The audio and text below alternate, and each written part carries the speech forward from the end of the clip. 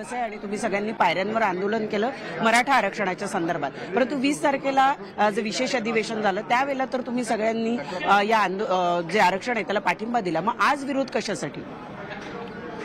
आम्ही पाठिंबा दिलेला एकमताने मराठा आरक्षणाचा मुद्दा मंजूर झालेला. त्यावेळेस आम्ही विरोधी पक्ष म्हणून काही पत्र दिलेले आहेत, त्याचा खुलासा मुख्यमंत्र्यांनी केलेला होता. पण हे सगळं झाल्यानंतर समाजाच्या मनामध्ये एक अस्वस्थता आहे, फसवणूक केल्याची भूमिका आहे. आणि मला असं वाटतं किती टक्के आरक्षण, काय आरक्षण हे तर आम्हाला थोडी आधी माहिती होतं. 16चं 13 झालं, 13चं 10 झालं. आणि या सगळ्या भूमिका असताना मला असं वाटतं की समाजाच्या मनामध्ये फसवणूक झाल्याचं चित्र निर्माण झाले. त्याचा खुलासा होण्याची आवश्यकता आहे. त्यामुळे समाजाच्या भावना सरकारपर्यंत पोहोचवणं विरोधी पक्षाची बाजू, विरोधी पक्षाचं काम आहे, ते आम्ही पोहोचवतोय. पण मग त्यामुळे आरोप होतोय की जरांगे पाटील जे आहे ते पवार साहेबांची आणि ठाकरेंची भाषा बोलतायत. कोण कोणाचा फायदा घेत आहे? तुम्ही जरांगेंचा फायदा घेताय की जरांगे तुमचा फायदा घेताय? हे मराठा समाजाचं आंदोलन आहे.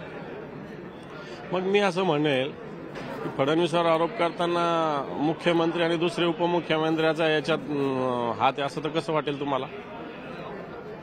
तशी शंका आहे माझ्या मनात. कारण ज्या वेळेस मुख्यमंत्र्यांनी पुढाकार घेतला त्यावेळेस दोन्ही उपमुख्यमंत्री नव्हतेच या सगळ्या विषयामध्ये. आणि मग जो काही त्यावेळेस नोटिफिकेशन काढलं त्याला स्पेसिफिक काही लोकांचा विरोध आहे असं काही समोर येत आहे समाजाच्या समोर. आणि मग त्याच्यामुळे देवेंद्र फडणवीसांना टार्गेट केलं जातं.